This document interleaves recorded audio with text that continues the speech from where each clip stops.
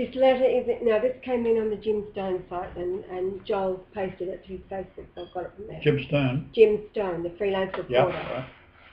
This letter is intended for the German and Netherlands people and politicians. Angela Dorothea Merkel, Karl Theodor von Gutenberg and Lucas Hartong, PVV of Europe. It also for those who have eyes to see and ears to listen. I am a Boer citizen in the Republic of South Africa. I didn't come out of the bush. I didn't arrive on this continent by ship. I was born in Klerksdorp just like my father, his grandfather, his great-grandfather, and his great-great-grandfather.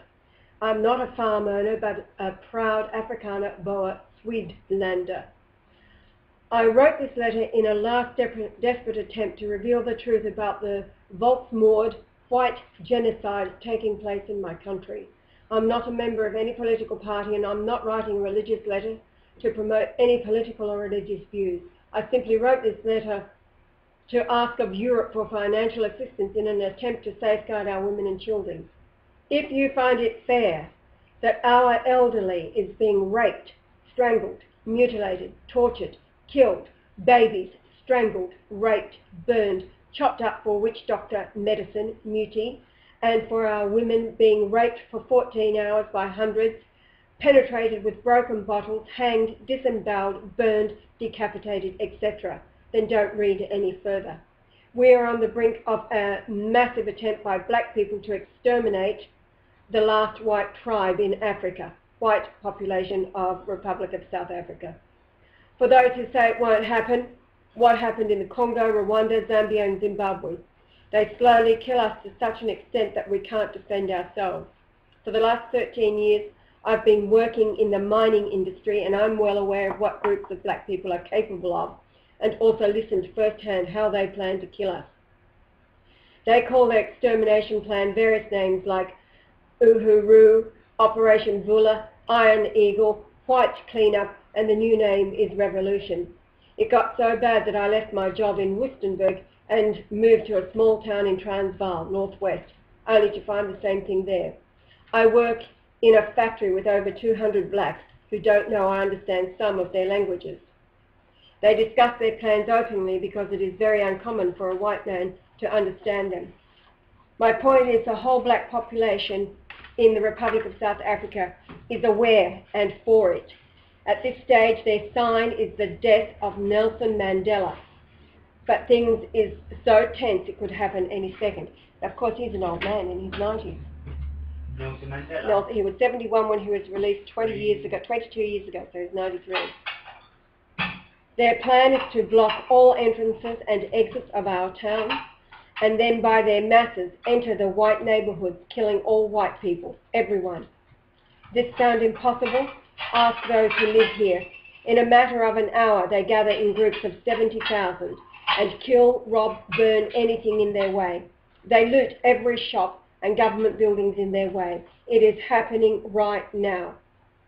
You won't see anything in the media because the public broadcaster is owned and managed by the ANC, that's the African National Congress, and their killings and destructions are disguised as protests about service delivery.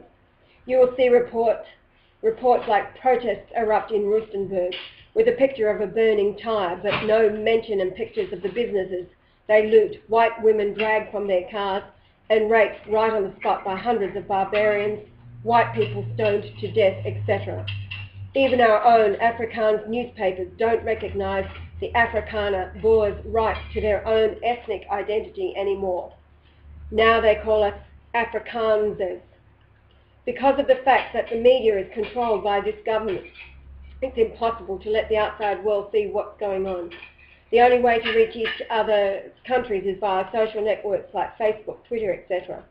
We make use of Facebook pages like Boer Crisis Actie, Nieuwe Boer Vryheid, Swedlanders, Kalahari Ani, Censor Bugbear Report, YouTube, etc. to warn unaware citizens. All advice we got from abroad is to protect ourselves. How can we protect ourselves if the government first took all our weapons and the new gun owners is arrested for terrorism and treason if they try to establish safe houses for their women and children?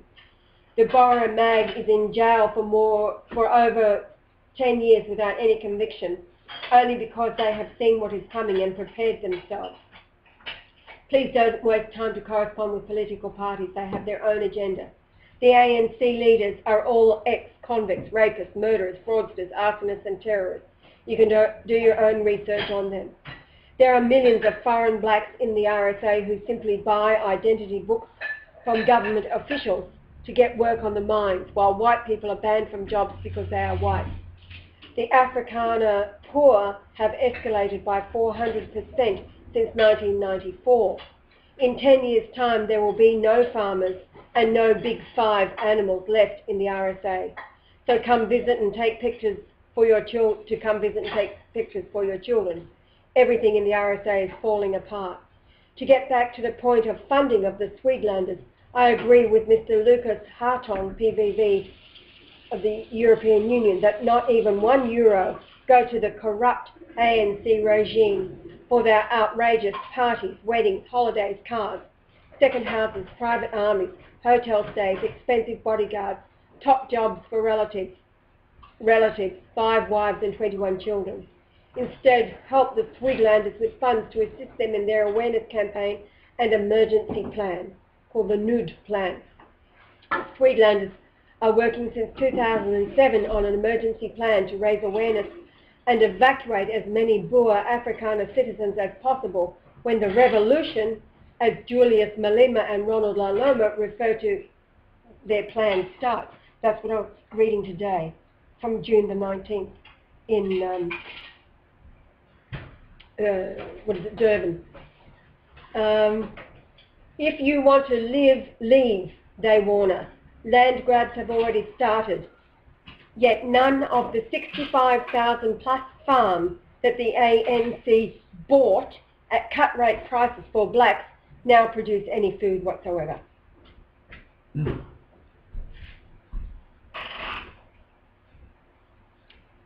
President Zuma blame whites once again. The ANC Youth League Deputy Leader Lamola said in public that farmers should leave if they want to live, and that is a death threat.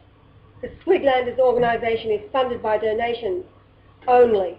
Therefore, the huge demand for funding for awareness program, communication, radio and cell phones, safe houses on farms, barricades, food, water, fuel, farming equipment, fertiliser, seed and various other things, buses to extract the poor with no transport.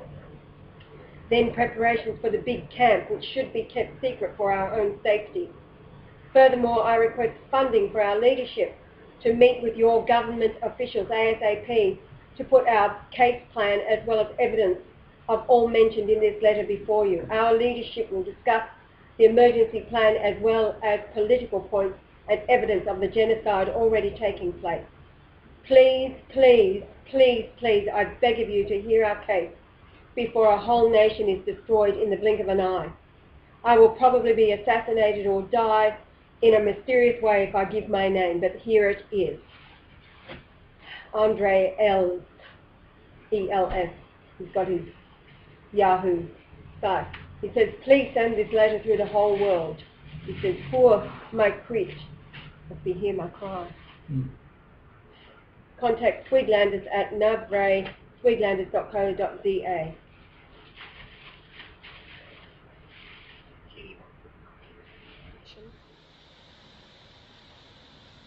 And I have written to him after reading the letter from his countryman inside of the Republic of South Africa, who is desperate for the world's attention, alerting the world to the true situation of what is happening there with the white genocide that is occurring by the black people of the Republic of South Africa. Just read the introduction to the letter posted. Dear Mr. de Klerk, my name is Janelle Margaret Golightly Marshall, formerly Fura, and I was the woman responsible for your daughter-in-law Nicole becoming a Christian when she stayed with me and my family in BC, Canada toward the close of the 90s. Nicole came again to stay with me for 2 weeks in May of 2003. She brought with her your beautiful granddaughter, Marika, and Nicole was pregnant with Nicola. My second husband, Brian Leonard Golightly Marshall, is the returned Christ. Google search the name. The world has been deceived, and the news of his presence held back from all peoples by the very ones who put him on the cross, the enemy of all mankind, the Zionist Jew, operating through the Vatican and the British royal family, Israel and the USA. Their plan is to wipe out all mankind, and they have caused the divisions within all nations, black and white, for centuries. Your countrymen are on the brink of annihilation by the same evil, behind the likes of Nelson Mandela and the band of criminals who are the ANC. My husband, who is the Christ, worked in Africa for years in the early 60s. He knows firsthand how the black people could never govern themselves, and at the time he advised any who asked him to leave the country. The bloodshed would be immense, and of course it was once Ian Smith was out of the way. The cure for AIDS has been available since 1990, however, being ignored. It is part of the depopulation program of the Zionist British Vatican Synagogue of Satan. AIDS has a patent number 4647773 and was invented by the US to carry out the British eugenics program to depopulate the planet, beginning with the dark-skinned peoples and then extending to all classes, black or white, that were deemed useless eaters. We have been to Papua New Guinea and Fiji, taking with us the protocol for the cure of all diseases. We charged nothing, and it cost us close to $100,000 to do it. We were deported from Fiji in June last year. However, in both nations we left behind the protocol for the natives to cure themselves. The bottom line is that it costs nothing to cure someone from these diseases, and there is no money in it for a big pharma. More sinister, though, is the plan to depopulate the planet. Read the following letter written by one of your countrymen. It is horrifying. However, there is hope. You must get news to this man and all of the nation that the Christ is returned and the plans of the wicked and unrighteous will not succeed. Tell them all to pray in the name of Yahweh for his protection. Also tell them it ends December 21st, 2012, when all evil is cast off the earth into the abyss. This letter to you is going up onto the YouTube, where we upload to the world everything that we do. And then there is the letter that I've already read, written by a man called Andre, taking his life in his hands. He sent the letter through to Jim Stone's site. Go and read it for yourselves. I've already read it. It should be up on the tube soon. What is happening there